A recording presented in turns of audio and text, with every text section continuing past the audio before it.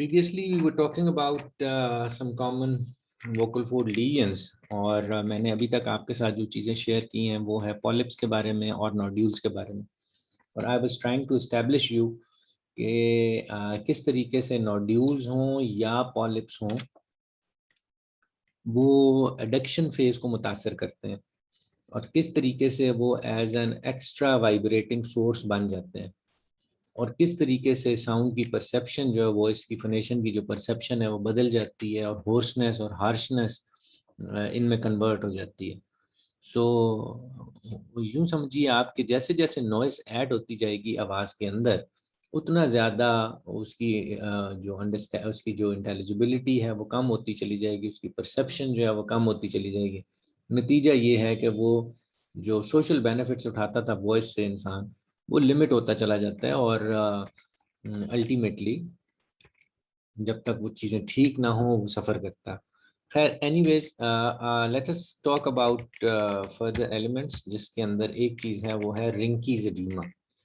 So a Rinke's edema is basically it's a very specialized kind of an edema. Swelling की एक ऐसी type है जिसके अंदर आपके वोकल कॉर्ड जो हैं वो किसी और तरीके से इन्फ्लेम्ड हो गए। अब जरा गौर करें कि ये आपका एक वोकल कॉर्ड है और ये आपका दूसरा वोकल कॉर्ड है, लेकिन इसकी जो लोअर लेयर्स हैं, इसके नीचे वाली जो है आपकी मेम्ब्रेन, वो इन्फ्लेम्ड हो जाती है। जब वो इन्फ्लेम्ड होती है तो वो भी एक ऐसी नौइयत पैदा कर देती है कि आप प्रॉपरली जो है वो इनहेल और एक्सहेल नहीं कर पाते हैं। देखो ये ग्लॉटिस कंप्रोमाइज हो रहा है इस शख्स को इस एडीमा की वजह से। हो सकता है कि ब्रीदिंग के अंदर भी डिफिकल्टी हो या सांस लेने के दौरान आवाज़ भी आए, स्ट्राइडर्स हों, तो yes these things are possible, ऐसा हो सकता है। तो अब हम एडीमा रिंकीज के नाम से ये मंसूब है, this is different type of edema which is possible. और अगेन इसका भी वही इम्पैक्ट होंगे आवाज़ की जो है वो लाउडनेस लेवल के साथ, प्रेशर के साथ, और साउंड के अंदर एक एक्स्ट्रा वाइब्रेटिंग बॉडीज आ गई हैं, लिहाजा उसके अंदर भी आपको एक नॉइज़ का एलिमेंट जो है वो नज़र आएगा। ये इसी की एक दूसरी डायग्राम में देखिए, यहाँ पर आप देख रहे हैं अगेन वोकल कॉर्ड जो हैं उनका बिहेवियर बिल्कुल डिफरेंट हो गया है, एडिमेटस हो गए हैं। एडिमेटस होने की वजह से ग्लॉटिस जो है वो प्रॉपरली नहीं बन पा रहा। रिंकीज एडीमा के एक और इमेज देखिए, इन्फ्लेमेशन और बढ़ गई है, एडीमा और बढ़ गया है। सो एडीमा होता क्या है, बेसिकली इन्फ्लेमेशन हो जाती है और एपिथेलियल लेयर के अंदर म्यूकस जो है वो बहुत ज़्यादा इकट्ठा हो जाता है, लिक्विड इकट्ठा हो जाता है, जिसकी वजह से वो डी शेप हो जाते हैं और डी शेप इस तरीके से होते हैं कि फिर वो परफॉर्म नहीं कर सकते। So it is a specialised kind of edema. एक और बड़ी इंपॉर्टेंट कंडीशन जो कि हमने नोड्यूल्स के साथ भी देखी थी, और एक और कंडीशन इसको सिस्ट बोला जाता है। अब सिस्ट के अंदर क्या होता है कि एपिथेलियल लेयर के नीचे कुछ फाइब्रस मटेरियल जो है वो इकट्ठा हो जाता है, ये जैसे आपको नजर आ रहा है। Now this is a fibrous material. ये इतना हार्ड होता है कि it can not be pressed, ये प्रेस नहीं हो सकता। जैसे पिप्लोमा जो था, पिप्लोमा जो था वो तो प्रेसेबल था, वो प्रेस कर सकते थे हम उसको, और बिल्कुल इसी तरीके से पॉलिप को हम प्रेस कर सकते थे। लेकिन यहाँ पर जो सिस्ट है, सिस्ट इज बेसिकली हार्डर, ये जरा सख्त नेचर की है और सख्त होने की वजह से फिर ये एडिक्शन को और भी हर्ट करेगी। अब यहाँ पर हमें ये देखना है कि ये यूनिलेटरल भी हो सकता है, बाईलेटरल भी हो सकता है, और अगेन जो बहुत इंपॉर्टेंट चीज़ है वो ये कि ये किस जगह पर निकला है, उसकी लोकेशन क्या है, और उस लोकेशन के मुताबिक इसके इफेक्ट्स जो हैं वो कैलकुलेट किए जा सकते हैं। ये सिस्ट की कुछ और रिप्रेजेंटेशंस आपको नज़र आ रही हैं, जगह देख लें, लोकेशन देख लें, इनके इम्पैक्ट्स जो हैं वो डिफरेंट हो सकते हैं। सिस्ट को सर्जिकली रिमूव किया जाता है जी, और इसमें रीग्रोथ के चांसेस भी हो सकते हैं, लेकिन ये कि the only thing is you get rid of them through surgery. और अगेन जब कभी भी आप ये काम करते हैं तो वोकल कॉर्ड्स के और मजीद कंप्रोमाइज होने के भी चांसेस हो सकते हैं। Again the next thing is sulcus vocalis. तो जैसा कि नाम से आपको नजर आ रहा है और नाम से पता है ना, these are two different layers, one layer and two layer, one layer and two layer. अब होता यह है कि वोकल कॉर्ड्स के मार्जिन्स कुछ ऐसे हो गए हैं कि उनके अंदर दो मुख्तलिफ तहें बन रही हैं, एक दो। अब जब ये क्लोज करेगा तो कभी ये तह टच कर जाएगी दूसरी साइड पे, कभी ये, नतीजा ये निकलेगा कि उसकी प्रॉपर एडक्शन नहीं हो पाएगी। जब प्रॉपर एडक्शन नहीं हो पाएगी तो उसके नतीजे में फोनेशन, ब्रीदिनेस, हार्शनेस, होर्सनेस, ये सारे एलिमेंट्स आपको सुनाई देंगे। सो आप यूं समझिए कि जब वोकल कॉर्ड्स के मार्जिन मुतासर हो रहे हैं तो this is called sulcus vocalis. Of course granuloma और इंट्यूबेशन। तो ग्रैनुलोमा क्या होता है? बेसिकली इंट्यूबेशन के नतीजे में जो लोग जिन लोगों के गलों में for some reason tubes insert की जाती हैं, जैसे कि फूड के लिए ट्यूब इंसर्ट की या ब्रीदिंग के लिए, किसी भी चीज़ के लिए जब वो ट्यूब्स इंसर्ट की जाती हैं एंडोस्कोप की सूरत में, तो उसके नतीजे में कुछ जख्म हो जाते हैं और फिर वो जख्म जब रीहील करती है बॉडी तो वो एक ग्रैनुलोमा की शक्ल इख्तियार कर लेते हैं, एक आउट ग्रोथ बन जाती है ना। जैसा कि आपको नजर आ रहा है कि ये जो आउट ग्रोथ स्ट्रक्चर्स नजर आ रहे हैं, अब इनकी लोकेशन ऐसी जगह पे है कि वोकल कॉर्ड्स को अडक्ट नहीं होने दे रहे। आपको एक तरफ यूनिलेटरल नजर आ रहे हैं, दूसरी तरफ बाईलेटरल नजर आ रहे हैं, तो देखें न सिर्फ ये कि ये वाइब्रेटिंग बॉडी बनेंगे बल्कि वोकल कॉर्ड्स को अडक्ट भी नहीं होने देंगे। अब जो यहाँ पर नजर आ रही है इस केस के अंदर सिचुएशन, तो ये इसके तो बिल्कुल एफोनिया हो गया इस शख्स को। ये तो वोकल कॉर्ड इसकी अडक्ट ही नहीं होंगे, ये बोल सकेगा ही नहीं। लिहाजा फोनेशन के लिए जरूरी है कि इसको भी हम निकालें और इसको भी निकालें, तब वोकल कॉर्ड्स बंद होंगे और उसके नतीजे में वो फोनेट कर पाएगा। यहाँ पर देखिए ये भी ऐसी ही बात है, लेकिन यहाँ पर ग्रेनुलोमा जो है वो सुपरफिशियल है, ऊपर वाली साइड पर है। अब इस सिर्फ इस वोकल कॉर्ड यूनिलेटरल है। अब यूनिलेटरल होने की वजह से एक वोकल कॉर्ड के ऊपर तो ये है, लिहाजा उसकी वाइब्रेशन को, उसके साइज को, उसके मैस को ये चेंज करेगा। So it's quite interesting as well to know के वोकल कॉर्ड्स की जो लोकेशन है उसके ग्रेनुलोमस जो है वो किस तरफ है, नीचे है, ऊपर है, ऑन टॉप है, किस सरफेस लेयर पर है, एक साइड पे है, दो साइड पे। तो ग्रेनुलोमा से भी वही जो इम्पैक्ट हो सकते हैं जो कि हमने पॉलिप में देखे थे, लेकिन ग्रेनुलोमस जो है ये साइज में जरा बड़े हुआ करते हैं, ये बड़े होते हैं, रिमूवेबल है, और आवाज जो है वो आप दोबारा से रीगेन कर सकते हैं विद स्लाइट एफर्ट। अब इसमें ये देखने की जरूरत ये है कि ग्रेनुलोमा चूंकि साइज में ग्रो कर रहा होता है, सो द नीड इज, शुरू में तो हो सकता है आपको ना पता लगे, लेकिन ग्रेजुअली वो बढ़ती जाएगी, बढ़ती जाएगी, बढ़ती जाएंगी। जब साइज में बढ़ेगा तो उसके नतीजे में आपकी आवाज़ जो है ख़राब से ख़राब तर होती चली जाएगी और वो ग्रेजुअली एफोनिया की तरफ जो है वो ट्रांसमिट होते चले जाएंगे।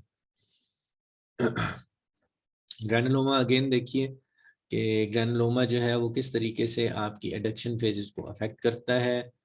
देन ऑफ कोर्स एक और चीज़, कॉन्टैक्ट अल्सर्स। सो अल्सरेशन बेसिकली कहा जाता है एपिथेलियल लेयर को डिसकंटिन्यू करने का नाम अल्सरेशन है। ये जो सबसे आउटर लेयर है, this is the epithelial layer of our skin. तो जब ये किसी वजह से रप्चर हो जाती है, डिसकंटिन्यू हो जाती है, सो उसके नतीजे में अल्सरेशन हो जाती है। और अल्सरेशन जो है जब भी होगी तो इट विल सर्टेनली कुछ आपके जो नीचे वाले मसल्स हैं वो एक्सपोज होंगे, वो उनमें इश्यूज हो सकते हैं। हर्ट करने के अलावा जो उनके जो बिहेवियर्स हैं वो भी मुतासिर होंगे, because when it get hurt आप प्रॉपरली उसको अडॉप्ट नहीं करेंगे। सो अब नतीजा इज द सेम। आप बार बार अगर चीख चीख के बोल रहे हैं तो उसके नतीजे में आपको अल्सरेशन हो सकती है। पहले वोकल कॉर्ड इन्फ्लेम्ड होंगे, इन्फ्लेम्ड होने के बाद स्किन रप्चर होना शुरू हो जाएगी, स्किन रप्चर होगी। सो इस किस्म के जो कॉन्टैक्ट पॉइंट्स जो एंटीरियर 2/3 का आता, ये अमूमन उस जगह पर ही होता है, जैसा कि आपको ये एंटीरियर 2/3 आपको दिखाया जा रहा है। This point, this is the point जहाँ पर मैक्सिमम प्रेशर जो है वोकल कॉर्ड्स के ऊपर आता है। Contact ulcer, okay. Contact ulcer की कुछ और वीडियोस आपके लिए, आप ये देखें, लुक एट दीज मार्जिन्स। ये मार्जिन्स देखें, ये मार्जिन्स डिफरेंट हो गए, ये देखें मार्जिन्स इनके। The next thing is papilloma. Papilloma भी आउटग्रोथ्स हैं, जैसे कि हमने पहले देखी नोड्यूल्स के अंदर भी आउटग्रोथ देखी है, उसके बाद पॉलिप्स के अंदर भी देखी। पिप्लोमा भी एक ऐसी कंडीशन है, आउटग्रोथ्स हैं, लोकेशन पे मैटर करेगा, साइज पे मैटर करेगा, कितनी एडक्शन मुतासर होती है, कितनी। अब मैं अगर इस तमाम सिचुएशन को सम अप करूं तो जो लोकलाइज्ड एलिमेंट्स हैं वो कई तरह के हो सकते हैं, लोकलाइज्ड फैक्टर्स। और कोई भी एक आउट ग्रोथ है वो भी हो सकती है, कोई जो है डिसकंटिन्यूएशन ऑफ लाइनिंग हो सकती है अल्सर्स की सूरत में, डिप्लोमा की सूरत में और पॉलिप्स की सूरत में। लेकिन बेसिक समझने की क्या ज़रूरत है एज ए स्पीच थेरेपिस्ट हमारे लिए, वो ये है कि अगर हम ये डिटरमिन कर पाएँ कि किसी शख्स की आवाज़ ख़राब है, the first thing you do is get the vocal cords examined. Vocal cord को जब एग्जामिन किया जाएगा तो the reason behind will certainly be looked into कि क्या वजह है, पॉलिप्स है, नोड्यूल्स है, क्या है। कुछ चीज़ों की सर्जिकल इंटरवेंशन ज़रूरी होती है, कुछ ऐसी हैं जो कि आपकी थेरेपी से बेहतर हो सकती हैं। आप उसको वॉइस टेस्ट करवा सकते हैं, आप उसको इजी फोनेशन का तरीका बता सकते हैं, आप उसकी हाइजीन को मैनेज कर सकते हैं, उसके वोकल बिहेवियर्स को, उसकी पर्सनैलिटी को, उसकी काउंसलिंग कर सकते हैं, उसकी इन्वायरमेंट को ठीक कर सकते हैं। लिहाजा ये सारी की सारी चीज़ें जो है आपकी तरफ से इनपुट हो सकती हैं, और इनपुट इस तरीके से आपने इंश्योर करना होता है कि ये एक टीम वर्क है जिसमें आपका ईएनटी वाला है, आप हैं, रेडियोलॉजिस्ट हैं जिसने एंडोस्कोपी करनी है, टेक्नीशियंस हैं, द पेशेंट हिमसेल्फ, उसके पेरेंट्स, उसके caregivers, etcetera etcetera. So we need to understand कि अब इस डायग्राम में अगर आप देख लें तो दिस इज द एपिग्लॉटिस, जिसका कि पहले हमारे साथ इसकी डायग्राम में नहीं आई थी। ये this is the epiglottis, these are the vocal cords and this is tracheal ring and these are false vocal cords. सभी का अपना अपना एक रोल है जी। लेरेंजियल कैंसर हो सकता है। So cancer, what is cancer? जब अनकंट्रोल्ड सेल प्रोडक्शन शुरू हो जाए, this is called cancer. For some reasons वो सेल्स जो हैं वो मल्टीप्लाई होना शुरू हो गए, और वो मल्टीप्लाई इतने ज़्यादा होते हैं कि वो ग्रेजुअली, जैसे कि इस केस में आप देख रहे हैं कि इसका साइज जो है वोकल कॉर्ड का इससे डिफरेंट है, इसका साइज जो है वो इससे डिफरेंट है। तो साइज डिफरेंट इसलिए हो गया कि इसके अंदर जो है वो ग्रोथ ज़्यादा हो रही है। तो इस ग्रोथ को इनहिबिट अगर ना किया गया तो ये ग्रोथ इसको भी अफेक्ट करेगी, इस फॉल्स वोकल कॉर्ड भी को भी करेगी। लिहाजा अब surgeons will have a choice कि क्या करें, क्या इस कैंसर को यहीं पे छोड़ दिया जाए, क्या कीमो से ठीक हो सकता है, क्या किसी और तरीके से ठीक हो सकता है, या इसको रिमूव करना है। सो बाज़-औक़ात वोकल कॉर्ड, एक वोकल कॉर्ड को भी रिमूव कर दिया जाता है, बाज़-औक़ात दोनों को रिमूव कर दिया जाता है, बाज़-औक़ात इस पूरे अपरेटस को रिमूव कर दिया जाता है ताकि लाइफ सेविंग की जा सके। सो जहाँ तक वॉइस का ताल्लुक है, हमारे पास ऑल्टरनेट वेज हैं, हम बगैर लैरिंग्स के भी बोल सकते हैं, लेकिन ये आप सर्जन पे डिपेंड करता है कि वो किस तरीके से इनपुट करना चाहता है। बाज़-औक़ात पार्शियली रिमूव कर दिया जाता है लैरिंग्स को, बाज़-औक़ात कंप्लीट रिमूव कर दिया जाता है लैरिंग्स को। सो लारिंजियल कंडीशन भी एक, लारिंजियल कैंसर्स भी एक बड़ी इंपॉर्टेंट कंडीशन है जो कि और बहुत कॉमन है। कॉमन इसलिए बिकॉज जो लोग एक्सप्रेसिव बहुत ज़्यादा हैं और उनकी वोकल बिहेवियर्स में एक शिद्दत पाई जाती है, तो उन लोगों को ये चीज़ें अफेक्ट कर सकती हैं, बिकॉज यहाँ पर हर वक्त का एक कॉन्टिन्यूस प्रेशर है जो कि इनकी एक एबनॉर्मल ग्रोथ का बायस भी बन सकता है। Okay, so we conclude our lecture right now, और आपके ज़िम्मे अगर if you have got any questions please you can